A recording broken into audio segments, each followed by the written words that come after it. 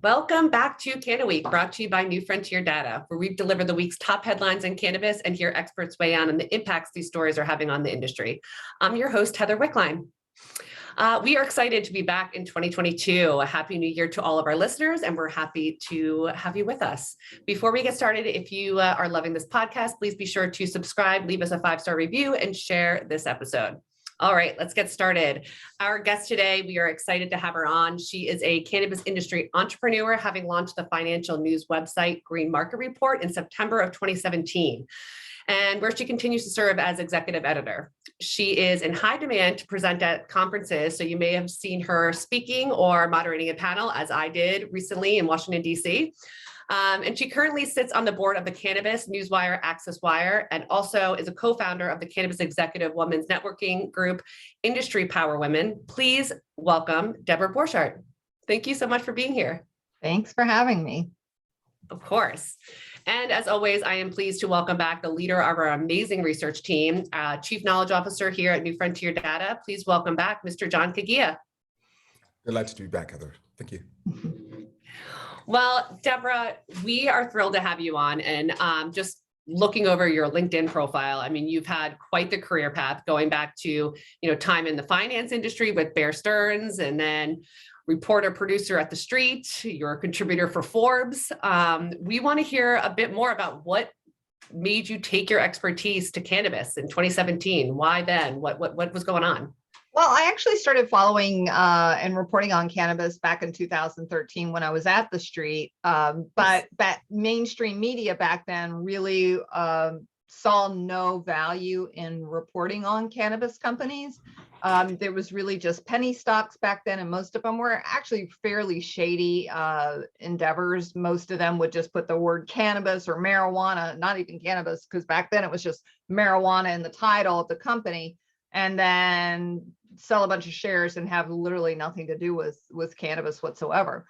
So for me as a reporter, this was pretty fascinating stuff because there was a lot of movement in these stocks. There was a lot of, like I said, a lot of shadiness going on. So as a reporter, it was great stuff, but mainstream media really did not want to cover cannabis back then. And at a certain point, I ended up leaving The Street and freelancing because I really felt like I wanted to spend all my time covering cannabis, not just doing it at the end of the day when all my other work was done. And so I was writing at various outlets like Seeking Alpha and Forbes and such, but I wasn't able to write the way I wanted to write. These were either stock jocks or very 50,000 foot level type writing.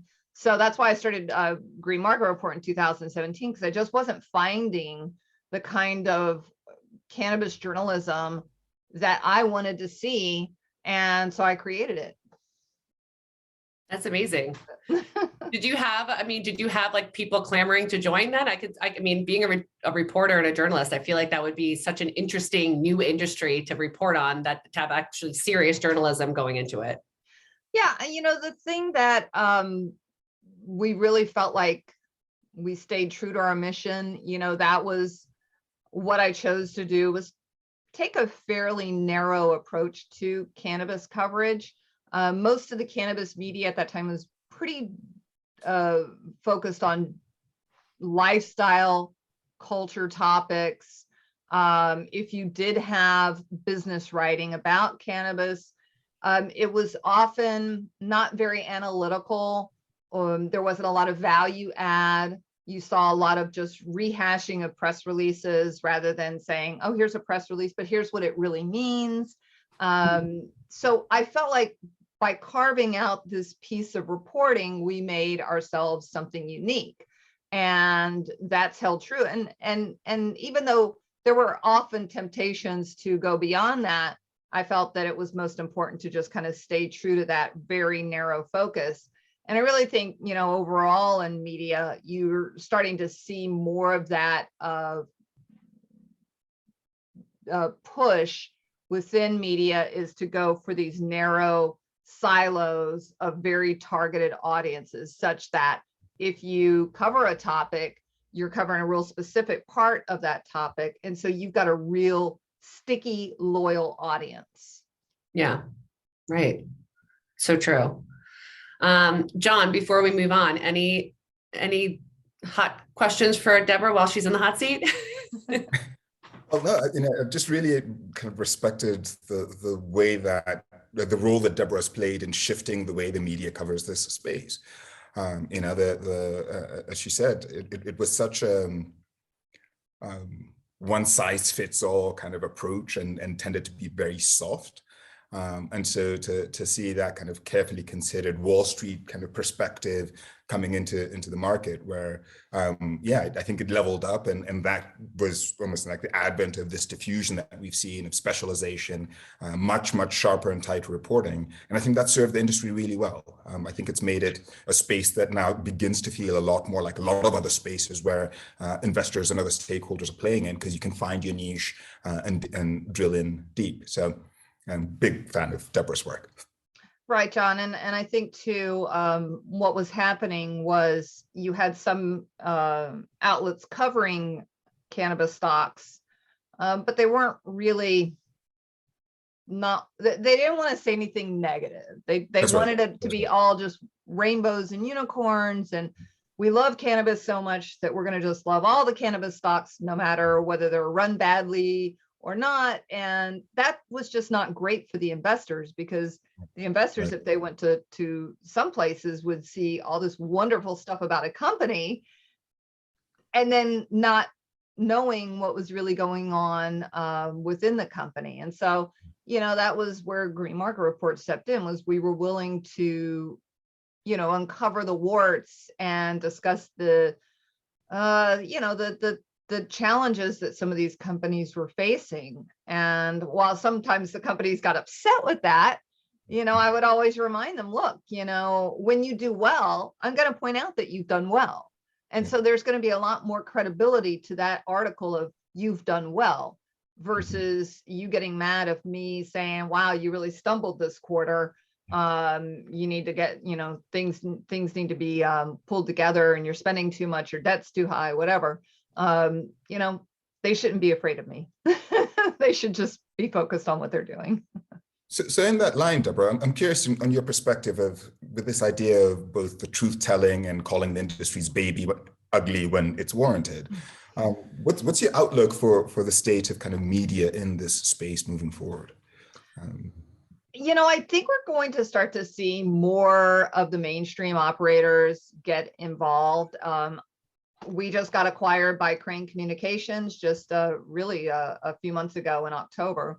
And I think that's indicative of what we're seeing. And I think because you're starting to see more of the mainstream media seeing dispensaries open up in their states, seeing these huge sales numbers and tax revenues.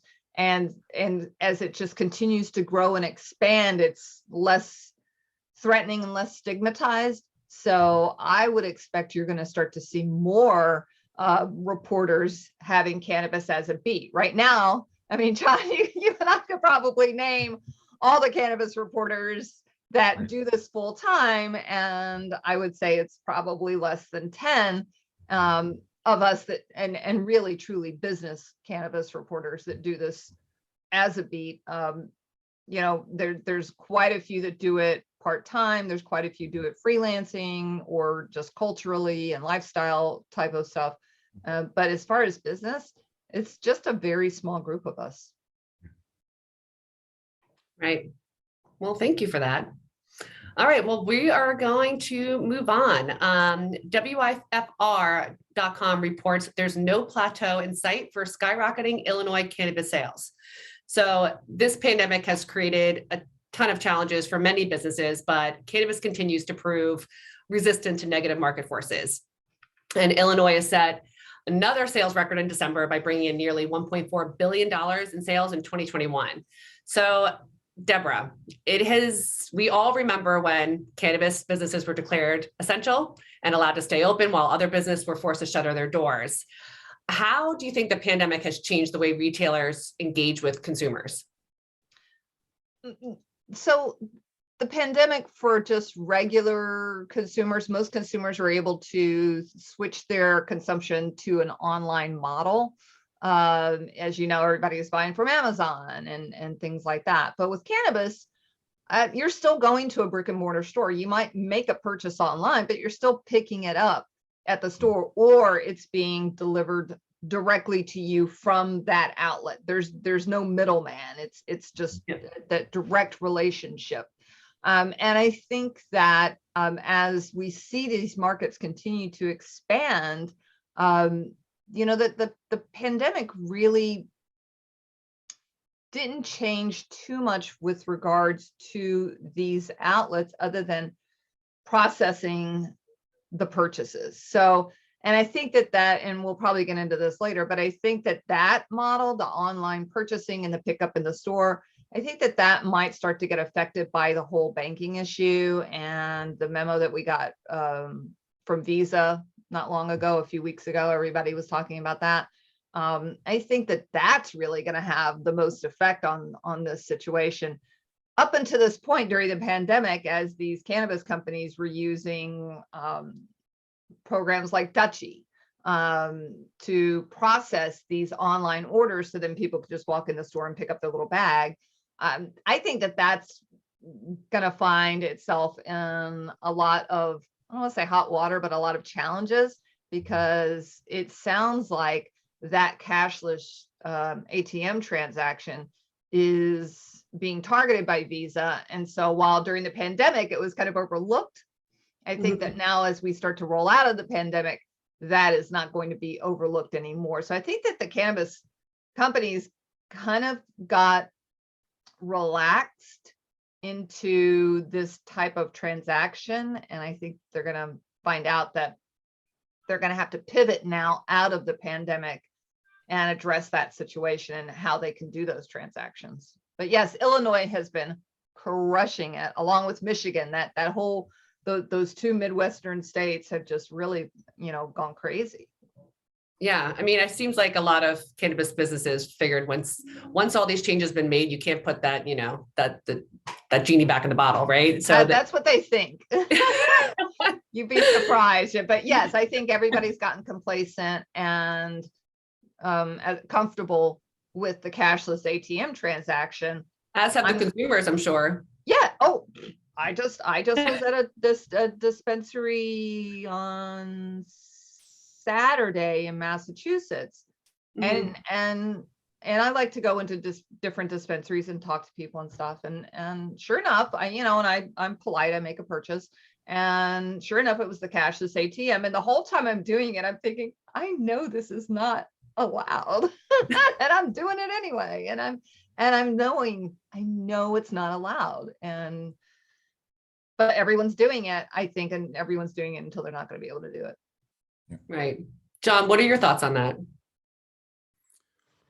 I see a lot of potential here for the law of unintended consequences, partly because the cashless ATM model has been adopted so widely, and with a lot of consumers who've now gotten very comfortable with being able to place orders online, whether that's for the delivery to the home or for in-store pickup or for curbside pickup.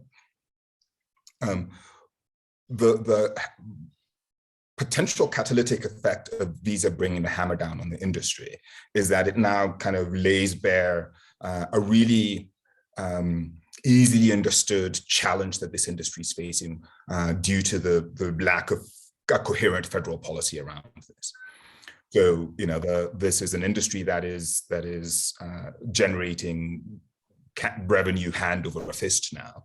And particularly as you see the activation of these East Coast markets that are going to be dynamic, that are in the kind of centers of power, the idea that, the cashless ATM option, which does help expedite and streamline business operations, if that now goes away, we go back to a cash-based model at a time that the industry is seeing, year-over-year increases in sales to the tune of like $4 or $5 billion a year.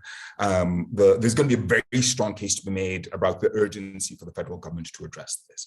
Now, it creates a tension between, does the federal government try and address this whole cloth, finally get to decriminalization and a robust federal policy, or does it create a carve-out exception just to address the banking, finance, and taxation issues? But either way, I think this just becomes now another point of pressure that stimulates the discussion at the federal level about the unsustainability of the constraints being placed on an industry that is growing explosively.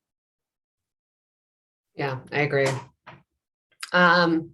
Well, Debra. And actually, maybe just a final thought about that.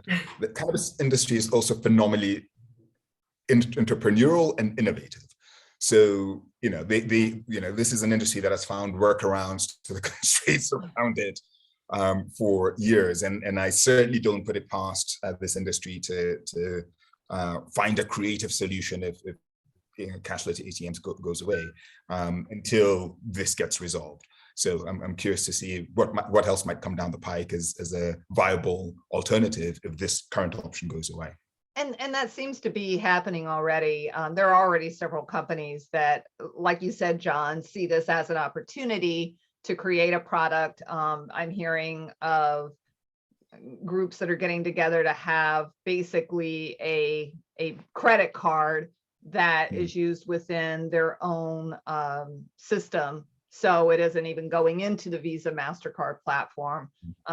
So that, certainly I think is going to create lots of opportunity. And as we've seen, and within the cannabis industry, some of the stuff that gets created within the cannabis industry sometimes gets, expanded into other more mainstream businesses. So it's certainly, I think it's, it will be disruptive without a doubt, but it also gives an opportunity for some other upstarts. Exactly right. Right. Well, I mean, it seems like we are going into another year of this pandemic. So with this strong performance of Illinois and Michigan, like you said, what do you expect for 2022? If New Jersey starts their sales, and a lot of people I've talked to have said that they could start sales as soon as this summer, which gosh, could be Ocean City, New Jersey, and I mean, the medical operators are already applying for the licenses. And I mean, when you've already got the stores up and running and they've been running fairly smoothly, that's what I've heard, is that it's very possible that if they get some of this stuff fast tracked, those outlets could start selling sometime this summer. I think if that happens, it's so game changing, because I think it's definitely going to affect Pennsylvania, which has been another one of those up and coming states. Pennsylvania's medical only, but they have been opening stores right and left, or medical dispensaries right, left, constantly opening new outlets. I think that's going to hurt the Pennsylvania market. I think it's going to push the Pennsylvania market to move a little faster. I'm curious whether it will draw some of those sales from Massachusetts, because right now Massachusetts is getting a lot of business from New Yorkers and Connecticut. So, right now I have to drive 2 hours to get to a dispensary in Massachusetts. Well, New Jersey is really just, a half hour away from me. So I might, shift my dollars over there. And I'm sure I'm not the only other person that could say, wow, it's just a whole lot easier for me to go to Jersey. And I think that New Jersey market, there was, I think it was Headset that put out a report last week or earlier this week that was saying New Jersey is going to be, one of the top 5 markets in the country. And I think that could be true. So I think that we could see that. I think we're also going to see a lot of upheaval in California. California is a hot mess.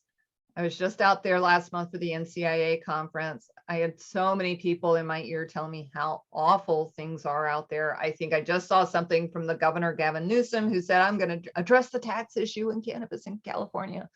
And a lot of people are very skeptical that he's actually going to do something. But it is such a mess. And the illegal market there is growing and getting even stronger than it was before. So I think something's going to need to happen in California. I think it's just going to get harder for the legitimate players to compete against the not so legitimate players.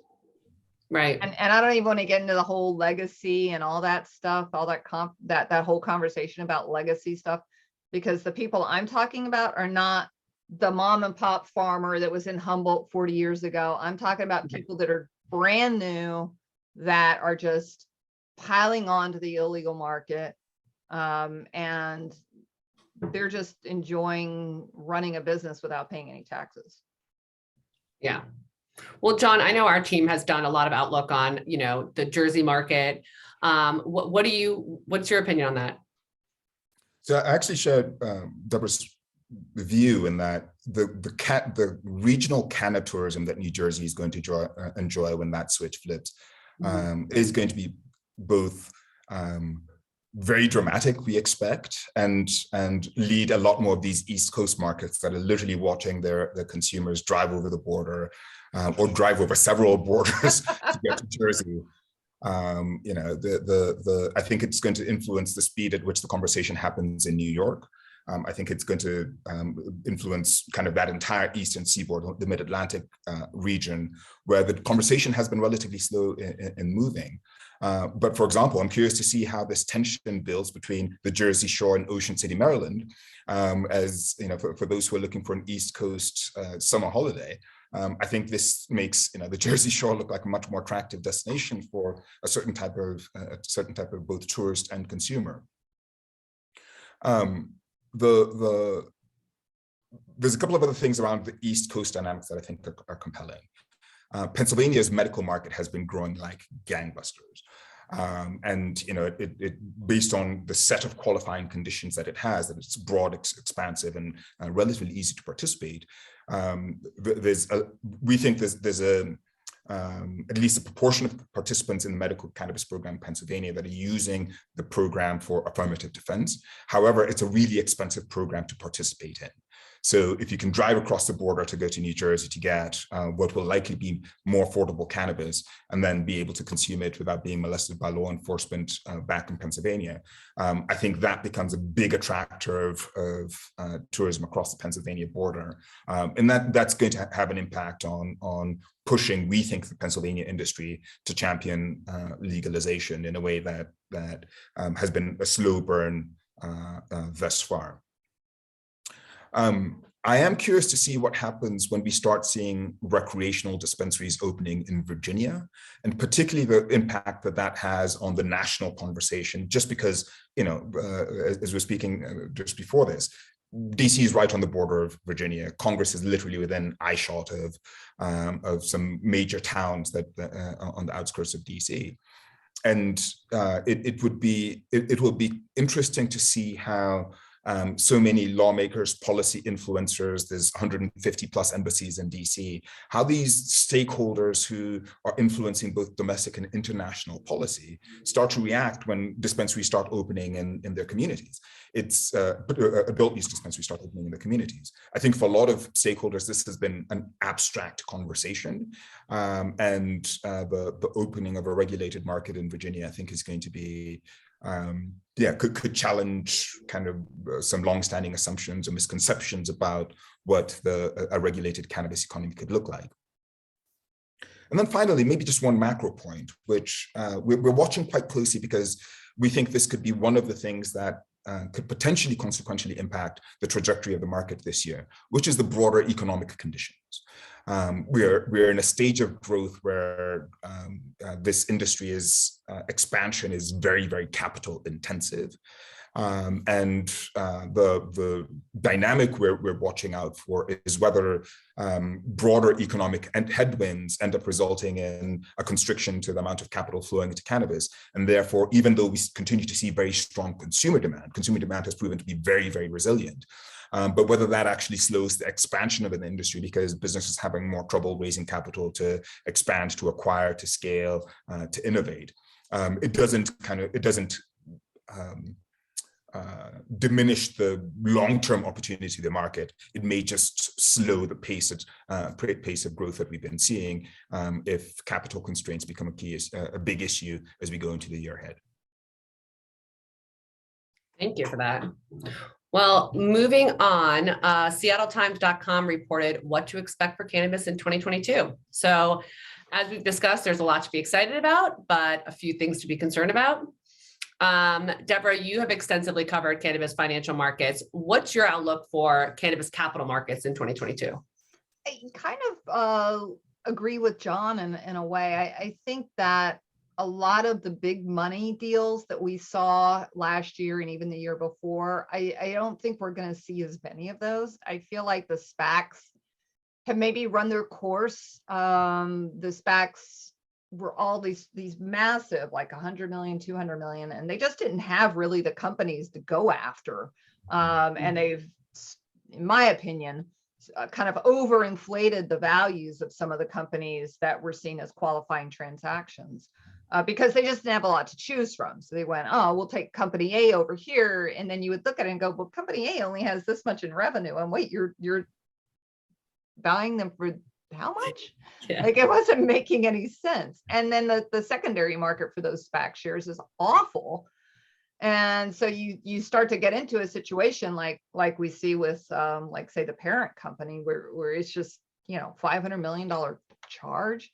I just, my gut is we're not going to see as many of those big honking deals that we saw. Also, the stocks have really been in a terrible bear market for almost 2 years now. We've had a quarter here or there where things turned around, but overall the valuations have just been squashed. So for, you know, the investor, it feels like you're throwing bad money after good or good money after bad. I think that appetite is starting to wane.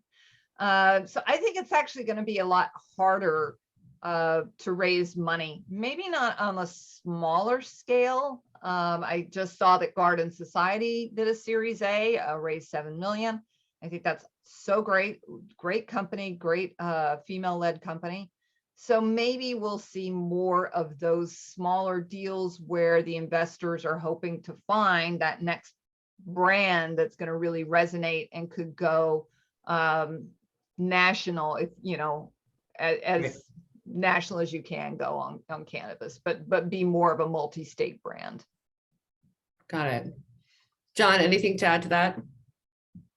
Yeah, just you know, we've seen that the stock market has been very news driven. There's a lot of retail investors who will see a headline and rush to buy. At least that's the way it used to play.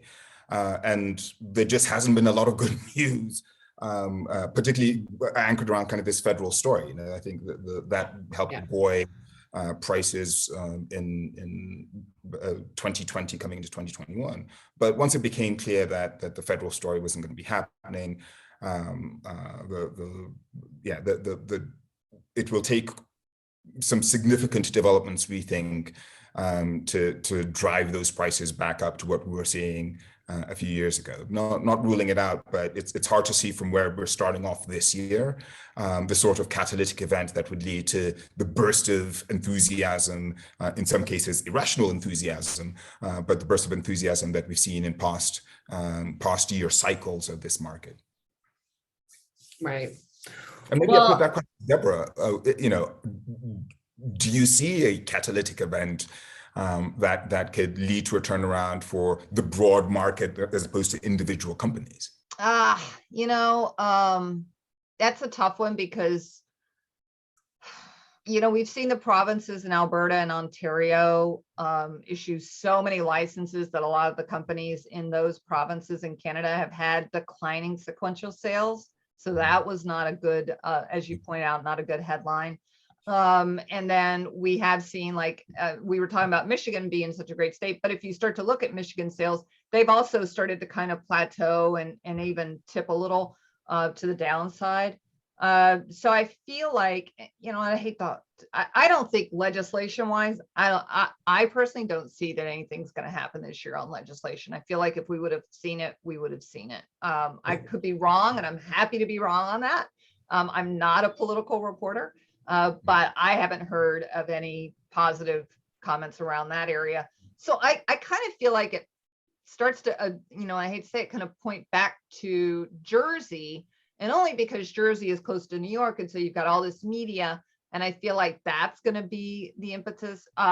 We did get good numbers from Tilray this week, which helped tremendously. And I felt like that when Organigram had a great quarter. So hopefully if we start to see some of these companies coming out with a good solid quarter, we'll be able to get past some of the bad headlines. We've had several companies teeter on bankruptcy. That hasn't helped either. I've heard a lot of rumblings about hedge funds in Canada, shorting a lot of the stocks, which can't be proved or really addressed. So I feel like if anything is going to be the positive catalyst, that it's going to be Jersey. So no pressure on the New Jersey market. Pull the entire industry out of its doldrums. All on Jersey's shoulders. It's all on the Garden State. We're all going to go there so we can have them pump gas in our cars, so we don't have to get out of the car. Isn't that the saying, Jersey strong? So they got to be strong. They got to. And that's for the audience. If people out in the audience that are listening to this, if you've ever been to New Jersey, it is unlike any state when you pull up into the gas station, because they still have gas station attendants that pump the gas in your car. You do not get out of your car, and it's a time. It's a step back in time. That's a beautiful thing. I think all states should go back to having gas station attendants. Well, unless you're at some place where they're like, "Lady, get back in your car," and then it's not quite the step back in time, right? Well, moving on. So, looking at European markets, American operators, investors have largely ignored the European markets, which have been pretty slow to launch and operationalize. What impact do you think Germany's announcement that the country will legalize adult use will have on how American stakeholders start viewing international markets? I've seen a lot of talk about Germany being a $5 billion market, that it's going to be this huge market, that Germany is going to kick everything off for Europe. I guess I'm a lot less positive about that. Germany has had legal medical marijuana since 2017. It's not been huge. It's not been a big adoption. Every time I see these big numbers, it's all like big numbers around forecasts and not big numbers in actuality. And I was looking at 2019, so pre-pandemic, 2019, total Europe sales were $250 million.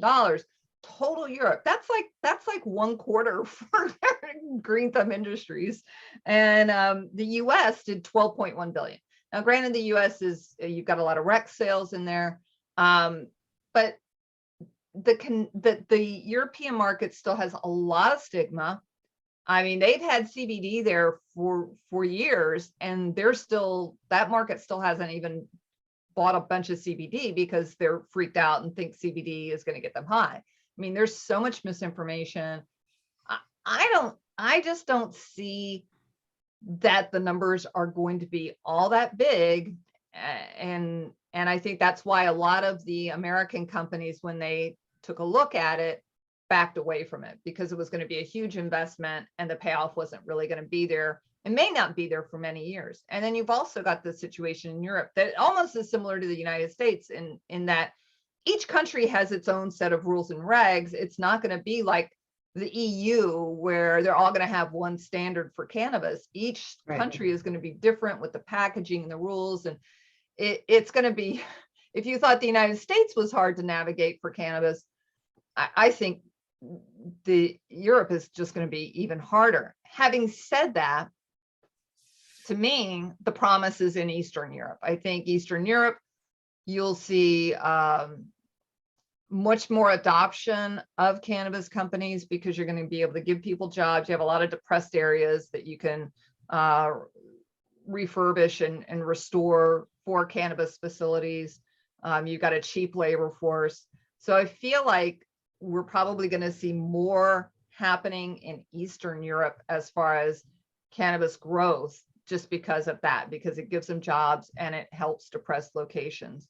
That's kind of what we saw in the United States when we saw like Colorado and Washington and Oregon.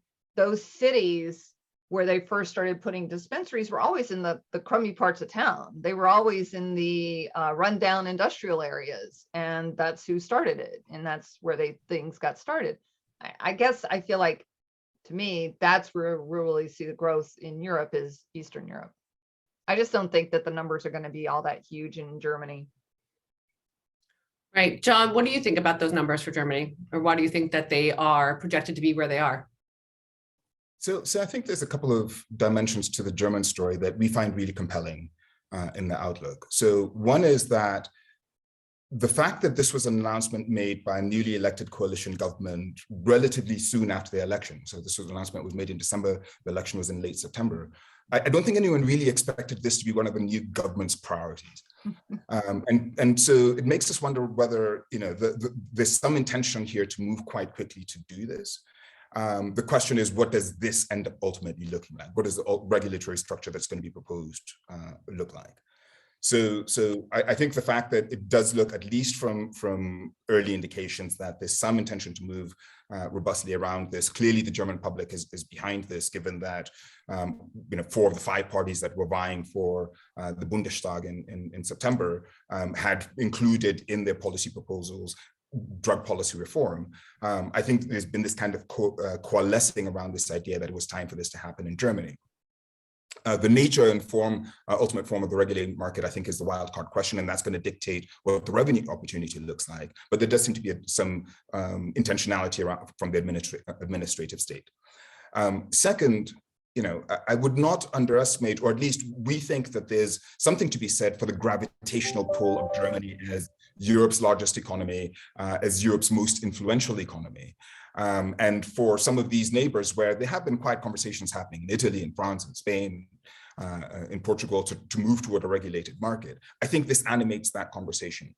Other countries may not necessarily follow suit in the same way or do so quickly. But we, based on some of the conversations we've already had this year, it does appear that it is stimulating a conversation around, now that Germany has done this, what does this mean for our own country? Totally agree with Debra's point that the German medical market has languished for years, and there's been some significant operational challenges there. And for the stakeholders who got started there early, it's been a tough slog.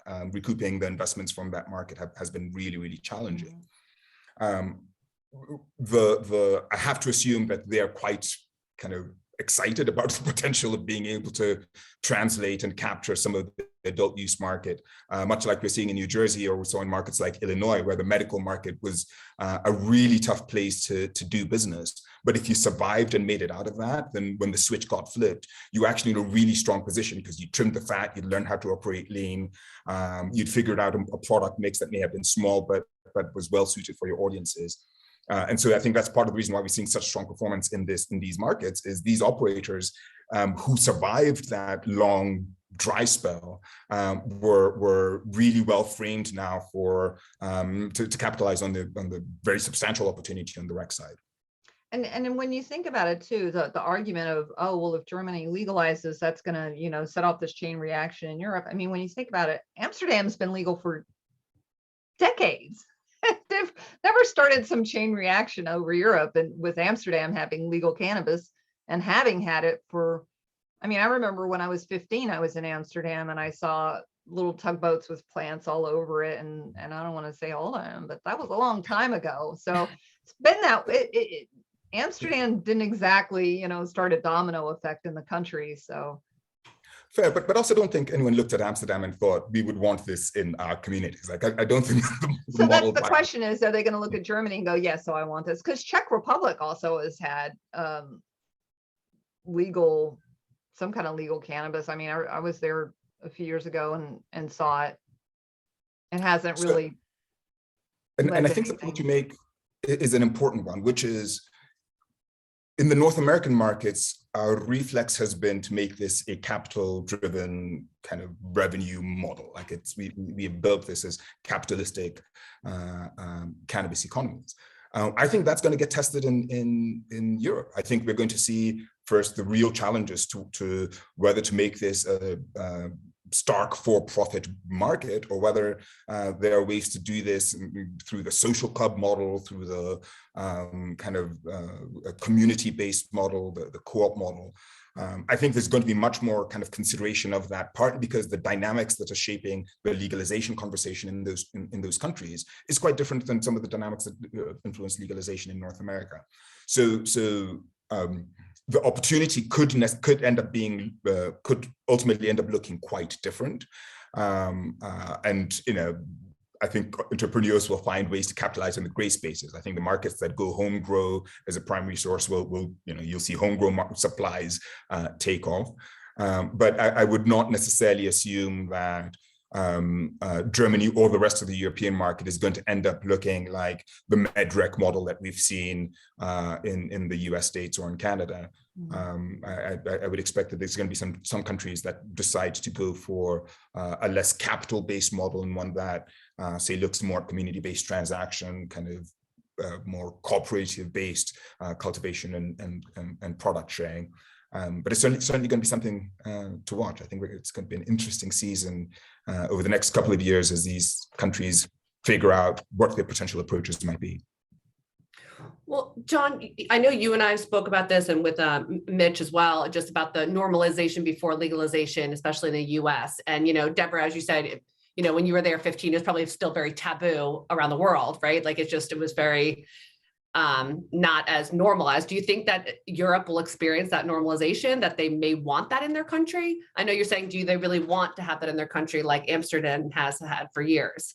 Yeah, and it may be that when dispensaries start to open, like the modern dispensary, like what we see now when we go to California or Colorado or wherever, it is very enticing to go to these stores and to make purchases. And that could very well be what it takes to normalize it, to get it out of that stigmatization, which is definitely where it is. Yeah. Having said that, I feel like in the US, while there was some stigma, there was such a huge illicit market that in a way it was normalized. Well, but I mean, you're talking about kind of like a seedy drug drug deal, as opposed to going to like Planet 13, where it's like sophisticated glass cases and you can get a cup of coffee. Right. But I guess that's what I say when normalization, in the sense of, I don't think anybody has ever had a problem buying weed in America. Yeah. You're right. And that's what I guess where I'm going with that is if you wanted to buy it, it was certainly fairly easy to find it. Did you know what you were buying? No, you just bought what you bought. And you had to usually sit in someone's random house on their random couch and whatever. So yeah, I do think that could potentially change things. I mean, certainly with Amsterdam, you had to go to a cafe. You could only consume it in that cafe. It was very limited amount of options. Right. Yes, to your point, now you go into any dispensary and you've got loads of choices and beautiful packaging and lots of options. It's a lot of fun, and it makes it a whole lot less scary. Yeah. So if you're going in Very and you well want to lit, buy a chocolate covered strawberry that's infused, yummy, Yeah. Or even like a honey for your tea. It's so sophisticated. Yeah.